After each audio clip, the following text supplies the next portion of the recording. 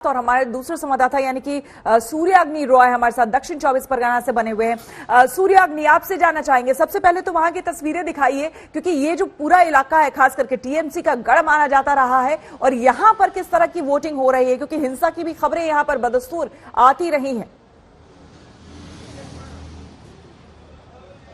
देखिए, जैसे आपने सही कहा कि साउथ 24 परगना को तृणमूल का घर कहा जाता है, और ये ऐसा घर है जो 2019 में भी बीजेपी वहां पे कुछ सीट यहां से उठा नहीं पाई। यहां पे 7 बजे से बारुईपुर वेस्ट में है, जहां पे स्पीकर विमान बैनर्जी खुद कंटेस्टेंट है, और यहां पे देखिए शांतिपूर्वक वोट हो रहा है। सीआईएसएफ सेंट्रल के जवान भी तैनात है।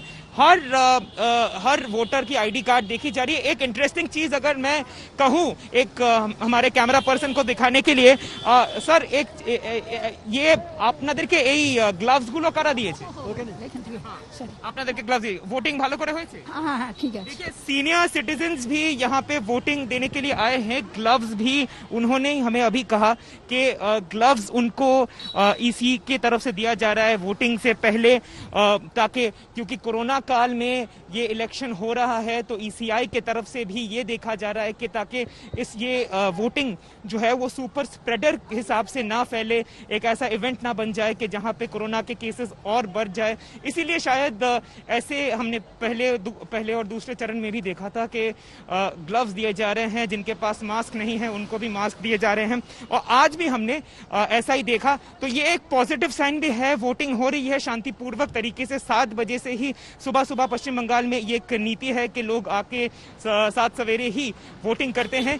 हालांकि जैसा आपने कहा कि साउथ 24 परगना में पिछले इलेक्शन भी देखा था कि कुछ हॉटस्पॉट्स है जहां पे वायलेंस इरप्ट होता है, और आज वो ही देखना है कि कैसे इलेक्शन कमीशन और जितने भी फोर्सेस हैं उसको काउंटर कर सकती है कि नहीं। सारा दिन यही देखना होगा कि साउथ 24 परगना जिले में, जिसको तृणमूल का घर कहा जाता है, वहां पे कैसी कैसी एक्टिविटीज होती है। श्वेता, बिल्कुल, और खास करके जहां पर है दक्षिण 24 परगना, आप वहां पर सूर्याग्नि 16 सीटें यहां पर ऐसी रही जो कि प्रभावित रही है यहां पर अम्फान तूफान से, जो कि चक्रवात तूफान आया था, और कहीं ना कहीं इस बार जो वहां पर चुनावी रैलियां हुई है, ये एक मुख्य मुद्दा वहां पर लोगों के लिए।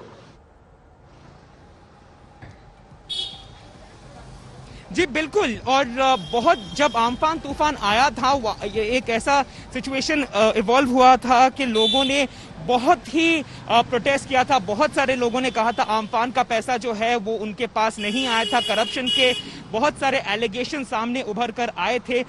बीजेपी, लेफ्ट, कांग्रेस, इन लोगों ने दावा किया था कि अम्फान का जो पैसा था, सेंट्रल का पैसा था, वो लोकल तृणमूल के नेता लोग खा गए। और अगर ये इसमें सच्चाई है, और ये भी देखना होगा कि क्या वोटर्स साउथ 24 परगना के, स्पेशली जो सुंदरबन की तरफ जो वोटर्स हैं, क्या वो उस पे रिएक्ट करते हैं कि नहीं, और किस हिसाब से वोटिंग की प्रक्रिया होती है। ये पूरा विषय जो है ये खुल के मई 2 को ही आएगा कि यहाँ के लोकल्स, यहाँ के वोटर्स आखिर में क्या चाहते हैं।